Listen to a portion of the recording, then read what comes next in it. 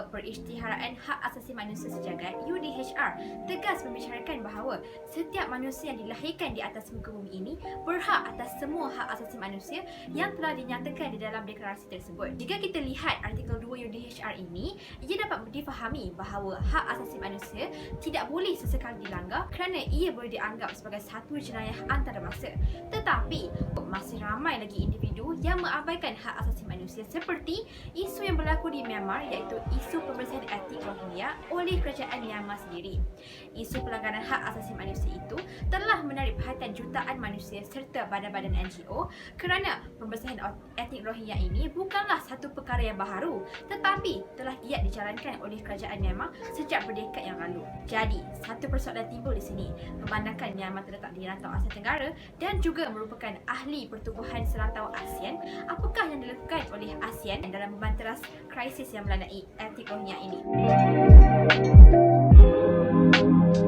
Seperti yang kita tahu, cara ASEAN adalah dasar tidak campur tangan yang telah dipraktikkan sejak bertahun-tahun yang lalu. Namun begitu, isu Rohingya ini telah pun menolak ASEAN untuk meninggalkan dasar itu tadi. Tapi kita perlu faham bahawa tindakan ASEAN itu bukanlah semata-mata untuk menyelamatkan imejnya sahaja, tetapi ia bermaksud bahawa ASEAN merupakan satu pertubuhan yang tidak mementingkan diri sendiri dan tidak bersifat individualistik. Hal ini kerana masalah-masalah yang dihadapi oleh sebuah negara ASEAN akan memberi kesan kepada pertubuhan itu secara total. Oleh itu, ASEAN sangat mengambil cakna akan isu-isu domestik yang berlaku di negara ahlinya seperti isu yang berlaku di Myanmar. Kedua, ASEAN tetap sudi untuk menerima Myanmar sebagai negara ahlinya walaupun Myanmar telah dikecam teruk oleh berbagai organisasi dan komuniti antarabangsa dengan memutuskan untuk tidak mempraktikkan sistem demokrasi. ASEAN dilihat sebagai sebuah entiti penting dalam menangani situasi yang berlaku di Myanmar kerana sebaik sahaja Myanmar menjadi ahli negara ASEAN, ASEAN telah menggesa negara tersebut untuk melaksanakan sistem demokrasi yang lebih baik sejajar dengan permintaan komuniti antarabangsa.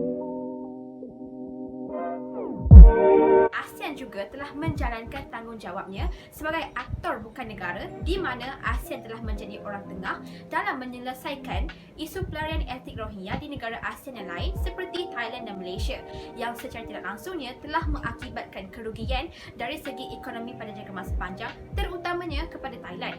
Berdasarkan situasi yang dihadapi oleh Thailand, jelaslah bahawa kewujudan ASEAN amat penting dalam mencapai keamanan politik oleh negara-negara ahlinya, terutamanya Thailand yang dibebani dengan kehadiran pelarian Rohingya selama 15 tahun.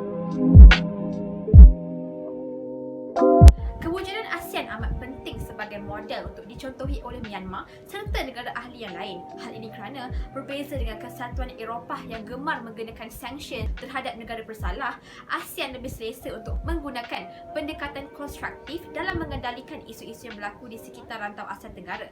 Menerusi kaedah ini, ASEAN dilihat sebagai seorang guru kepada Myanmar yang mengajar pelajarnya tentang pengurusan negara dan sebagainya. Jadi, tidak hairanlah jika ASEAN dilihat sebagai organisasi yang mencampur tangan dalam isu domestik negara ahlinya. ASEAN juga tidak pernah jemu dalam menggalakkan negara-negara ahlinya untuk terus menunjukkan sokongan dan memberi bantuan kepada Myanmar agar ia dapat menyelesaikan situasi keruh yang berlaku di negara itu.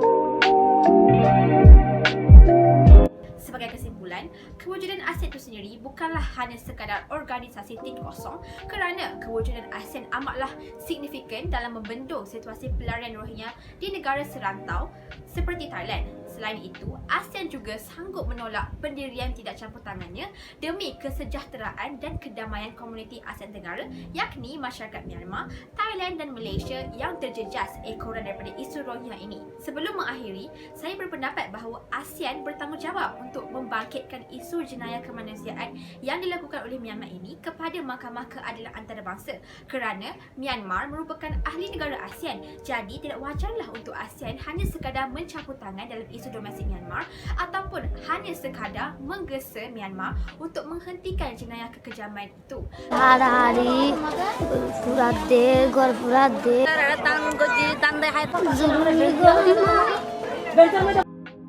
Sekian daripada saya. Terima kasih.